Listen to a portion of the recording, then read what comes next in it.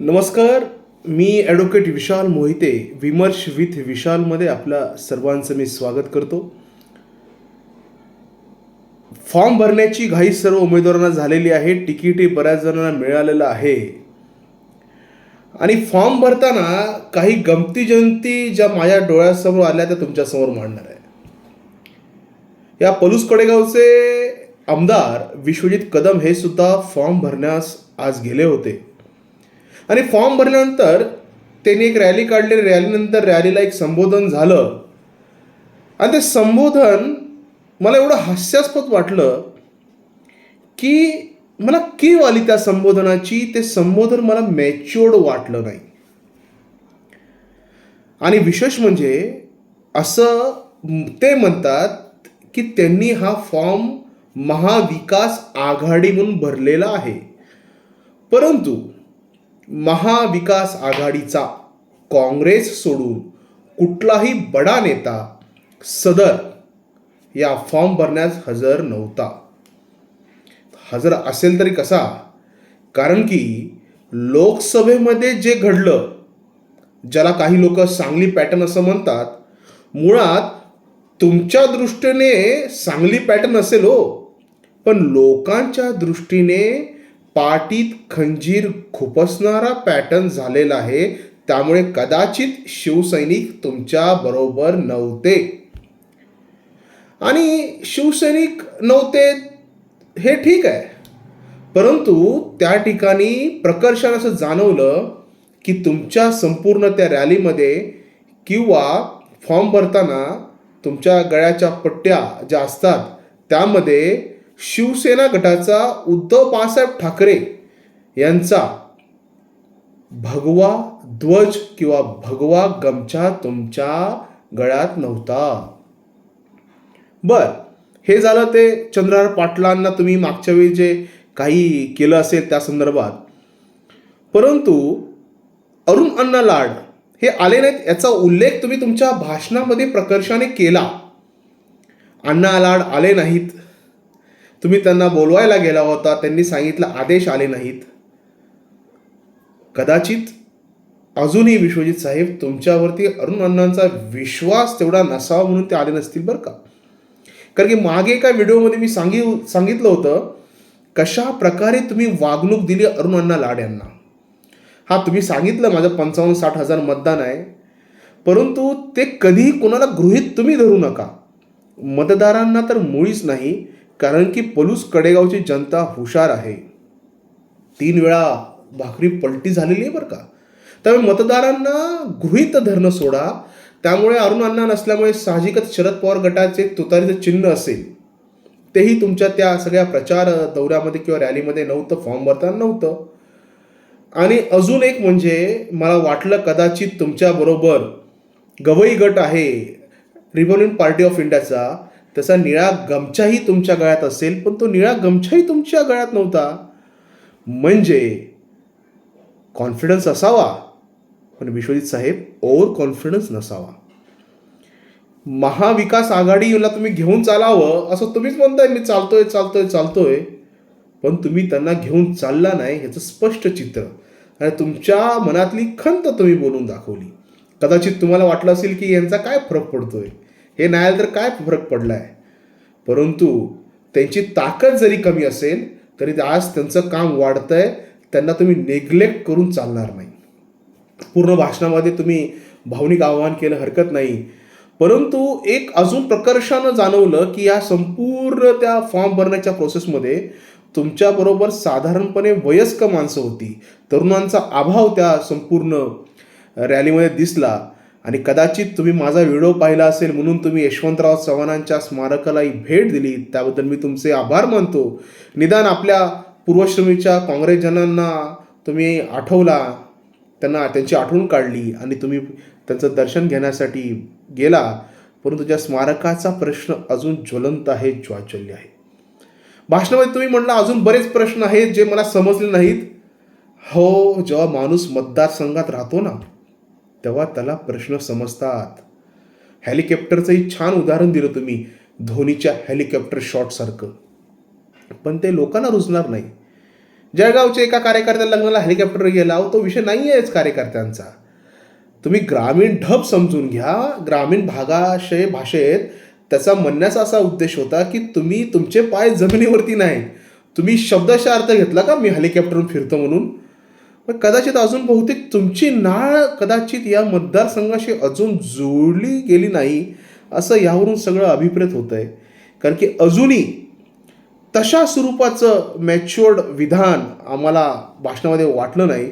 असं वाटलं की जणू काय धर्मवीर पिक्चर बघून आला, त्याचे सर्व डायलॉग तुमचे तोंडपाठ होते. आणि तो NDRFचा एक किस्सा तुम्ही सांगितला, अप्रतिम सांगितला बरं किस्सा. म्हणजे ती बोट हल्ली आणि ते सगळं एकंदर तुम्हाला ते जाणवलं. म्हणजे ते धर्मवीर पिक्चरसारखं एकदम छान किस्सा तुम्ही सांगितला. परंतु हे किस्से सांगणं ह्याच्यावरती काही अवलंबून नसतं. साहेबांचं ठीक होतं, त्यांचं कर्तृत्व ठीक होतं, त्यांनी केलेलं सगळं ठीक होतं. परंतु मला एक वाईट वाटलं की तुम्ही त्या भाषणामध्ये ज्यांना फी माफी केली त्यांची नावाचे वाभाडेच काढले म्हणेन किंवा नावं तुम्ही सांगितली. हे थोडंसं मनाला खटकलं की कधी कुठली नावं सांगितली तुम्ही? ज्यांची फी 10-20 वर्षापूर्वी माफ केली त्यांच्यापासून तुम्ही सुरुवात केली आणि हाताच्या बोटावरती मोजली एवढी तुम्ही नावं सांगितली. हरकत नाही, पण अशी जाहीर नावं सांगून आणि वरून टेंबूचं तुला काय माहीत, हे एक विधान मी त्या भाषणात ऐकलं. टेंबूचं साहेब तुम्हालाही माहीत नाही. टेंबूचं कदाचित पतंगराव साहेबांनाही माहीत नाही की त्याचं बटन कोणी दाबलं. थोडीशी शहानिशा करावी, टीका करावी. तुम्ही थोडंसं अग्रेसिव्ह होण्याचा प्रयत्न करत होता, थोडंसं अग्रेसिव्हपणे भाषण करण्याचा प्रयत्न करत होता. परंतु ती तुमची स्टाईल नाही हे जाणवलं. विनाकारण काय आपल्या स्टाईलमध्ये नसेल तर ते जाणून बुजून त्यामुळे घालण्याचा विचित्र प्रयत्न होता. तुम्ही तो करायला नव्हता पाहिजे, पण तुम्ही केला की उमेदवार कोण. कुणालाही हलक्यात घेऊ नका आणि हलके नसे थोडके. त्यामुळे तुम्हाला वाटत असेल की हा रनवे आहे, असं काही नसतं. रनवे वेगळे साहेबांना एकदा वाटलं होतं रनवे होता, पण असं काही नसतं. काही होतं. जनता सुज्ञ आहे. जनताला तुम्ही ग्रांटेड घेऊ नका. ही जनता सगळी माझ्या पाठीशी आहे असा एक गैरसमज करून घेऊ नका. कारण की काही होऊ शकतं. शेवटी ही निवडणूक आहे. परंतु तुमच्या मते मला थोडंसं काँग्रेसबद्दलचा अभ्यासाचा अभाव जाणवला. 1500 कोटीची प्रकल्पाची जी यादी वाचून दाखवली आणि त्या रस्त्याचा एका उल्लेख केला तुम्ही, पुसेसावळी वांगेहून गेलेला रामानंद नगरला त्या रस्त्याचा उल्लेख, जो रस्ता अजूनही पेंडिंग आहे. मग ज्या रस्त्याचं श्रेय घ्यायला एखाद्याला लाज वाटेल त्याचं श्रेय तुम्ही घेताय. म्हणजे आम्ही वांगीकरता त्रस्त आहोतच आणि त्याचं श्रेय तुम्ही कसं घेऊ शकता? मला या गोष्टीची कीव वाटली की मी वारंवार माझ्या व्हिडिओमध्ये म्हणतोय, रस्ते अजून तुम्ही केले नाहीत. देशाच्या स्वातंत्र्याला 75 वर्ष पूर्ण होत आहेत. कदम घराण्याची सत्ता इथे आहे. रस्ते, वीज, पाणी हेच मूलभूत प्रश्न आहेत. अजून काय अवस्था आहे आज रस्त्यांची, काय अवस्था, आज पिण्याचं पाणी शुद्ध मिळत नसेल. त्यामुळे असं काहीतरी सांगून की मी आणखीन विकास करेल, काय करेल, मला वाटतं हे पटलं नाही. सर्वात वाईट वाटलं जेव्हा तुम्ही शेवटचं स्टेटमेंट केलं की सर्व कदम कुटुंब मत मागायला तुमच्याकडे येतील. कदम कुटुंबी हा शब्द वापरला. वास्तविक काँग्रेस हा पक्ष केडरचा असं म्हटलं जायचं, पण कदाचित तुमच्याकडे केडर नाही का? वारंवार कदम कुटुंबीय असा उल्लेख करून तुम्ही काँग्रेसच्या कार्यकर्त्यावरती अविश्वास दाखवताय का? आणि हा तुमचा सगळा भाषणाचा अंश होता. केंद्र सरकारने केलं, राज्य सरकारने केलं, तुम्ही काय घंटा केलं? आता जिल्हा परिषदेमध्ये जेव्हा तुमचे विरोधात असलेले सन्माननीय संग्राम देशमुख साहेब होते अध्यक्ष, तेव्हा त्यांनी बरीच कामं केलीत आणि बराच फंड हा केंद्र सरकारचा आला आहे. इतर आमदारांनी पण या ठिकाणी दिला आहे. मला वाटतं सुरेश खाडे साहेबांनी तुम्हाला काही फंड दिला आहे जे आता भाजपाचे आहेत. त्यामुळे असं वय घंटा तुमच्या तोंडी शोभलं नाही, पण तुम्ही म्हटला हरकत नाही. पण इतिहासाची पुनरावृत्ती होऊ शकते. इतिहास पुन्हा नोंदवला जाऊ शकतो, रिपीट केला जाऊ शकतो. आणि तुम्ही जे सांगितलं हरकत नाही, फी माफी झाली, लोक शिकली, पण क्वालिटी ऑफ एज्युकेशनचा हा विषय क्वेश्चन मार्कच आज आहे बरं का. म्हणजे मी म्हणत नाही आहे, इतर लोक म्हणतात. शिक्षण हे उत्तम दर्जाचं असतं का आपल्याकडे, असा लोकांचा प्रश्न आहे. आणि हॉस्पिटलचं जे म्हटलं, दुर्दैवानं तुम्ही फक्त या मतदारसंघाचं खाजगीकरणच केलं का? किती सरकारी दवाखाने तुम्ही आणले हा एक प्रश्न आहे. आणि ठीक आहे, दवाखान्याचं एक ठीक आहे, किती सरकारी कॉलेजेस, शाळा तुम्ही या ठिकाणी आणल्या.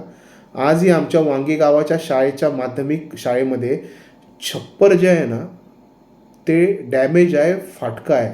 आमच्या विद्यार्थ्यांना आजही त्या फाटलेल्या छप्परमध्ये बसावं लागतं. मी म्हणत नाही तुमची संस्था उत्तम आहे, भारतीय विद्यापीठ उत्तम चाललं आहे, परंतु ते कोणासाठी? जो तुमच्या पुढे मागे पुढे फिरतो ना त्यांच्यासाठी. जनसामान्यांचं काय हो, जो तुमच्यापर्यंत पोहोचत नाही. आमदारांनी विकासात्मक दृष्टिकोन ठेवला पाहिजे, सर्वसमावेशक काम केलं पाहिजे, विशिष्ट लोकांना डोळ्यासमोर काम नाही केलं पाहिजे. माझा कार्यकर्ता तर त्याची फी माफ, माझा माणूस तर त्यालाच पगार, माझा माणूस तर त्यालाच प्राधान्य, असं नसलं पाहिजे. हे जनतेचं राज्य आहे, तुम्ही जनतेचा विचार केला पाहिजे, पूर्ण जनतेचा, मतदारसंघाचा विचार करून असा एकही प्रकल्प राबवला नाही. तुम्ही भारतीय विद्यापीठाचा, भारतीय शाळा कॉलेजचा उल्लेख केला, हरकत नाही, केलं तुम्ही, आम्ही नाही म्हणत नाही. भारतीय हॉस्पिटलचा उल्लेख केला, आम्ही नाही म्हणत नाही, परंतु तिथे जातं कोण?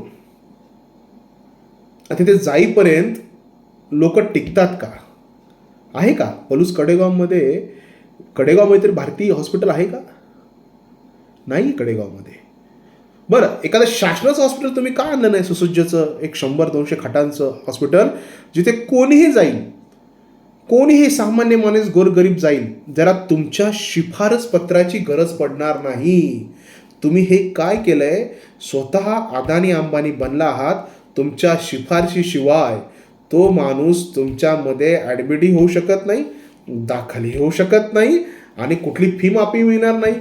आणि जर पाहिजे असेल तर तुमची अट माहीत आहे, या आमच्या पक्षात, या पक्षात सामील व्हा. त्यामुळे तुमचं जे भाषण ऐकलं त्याला अशी किनार नव्हती, एक विकासात्मक दृष्टिकोन नव्हता, जसं आम्हाला हवं होतं या मतदारसंघातील नागरिकांना. अरे, एक विजनरी नेतृत्व, एक विजन देणार नेतृत्व, ज्या नावासमोर डॉक्टर आहे त्यानं काहीतरी चांगलं विजन मांडलं आहे. कुठे हरवलं विजन ते? मला वाटतं पतंगराव साहेबांकडे कदाचित ते असेल म्हणून लोक त्यांच्या जवळ गेली, पण एकही युवकांचा मुद्दा नाही, गोरगरिबांचा मुद्दा नाही, असं एक पानसट भाषण मला आपलं वाटलं. आणि आपण आगामी काळात या चुका सुधाराल, नाहीतर जनता सुज्ञ आहे. त्यामुळे मला हा तुम्हाला प्रश्न विचारायचा आहे, नेमकं आजचं भाषण कोणासाठी होतं, कशासाठी होतं? आजचं भाषण कदम प्रायव्हेट लिमिटेड म्हणून होतं का काँग्रेस पक्षाचं होतं का पलूस कडेगावचं होतं? तुम्हीच मला सांगा, नक्की आजचं भाषण हे कोणासाठी होतं? आजचं भाषण हे कदम कुटुंबियासाठी होतं. आजचं भाषण फक्त तुमच्या काँग्रेस कार्यकर्त्यांसाठी होतं. आजचं भाषण आमच्यासारख्या सामान्य नागरिकांसाठी, आमच्यासारख्या मतदारांसाठी, या जनता जो तुमचा काँग्रेसचा कार्यकर्ता नाही पण गोर गरीब आहे, ज्याला दोन वेळच्या जेवणाची भ्रांत आहे, जो दिवसभर मोलमजुरी करतो, कुठल्याही पार्टीच्या मागे पुढे फिरत नाही, त्या माणसाचा तुम्ही विचार केला का हो? त्या माणसाचं जर भाषण असतं तर म्हटलं असतं कुछ तो बात है. व तुम्ही ते म्हणता ना, हे विश्व माझे मी तुमचा विश्वजित, हे ठीक आहे, ते रीलमध्ये ठीक आहे, कोणतरी लिहून देतो आणि तुम्ही बोलता. आजही तुम्ही तसंच वाटलं काहीतरी, कोणतरी लिहून दिलं असेल, तुम्ही बोलला असाल. पण हे आजचं काय घड्या, तुला हे जमलं नाही. मनापासून एक विजनरी आमदार आम्हाला जसा हवा होता तसा दिसत नाही आहे. तर माझा हा प्रश्न विश्वजित कदम तुम्हाला आहे, नक्की तुमचं चाललंय काय? तुमची भाषणं कुठल्या दिशेने निघालेली आहेत याचं तुम्ही स्वतः अवलोकन करावं अशी माझी इच्छा आहे. त्यामुळे विश्वजित, तुमच्या भाषणांचं नक्की चाललंय काय, असा मला तुम्हाला प्रश्न विचारायचा आहे. विश्वजित, तुमचं नक्की चाललंय काय? विश्वजित कदम, तुमचं नक्की चाललंय काय? धन्यवाद.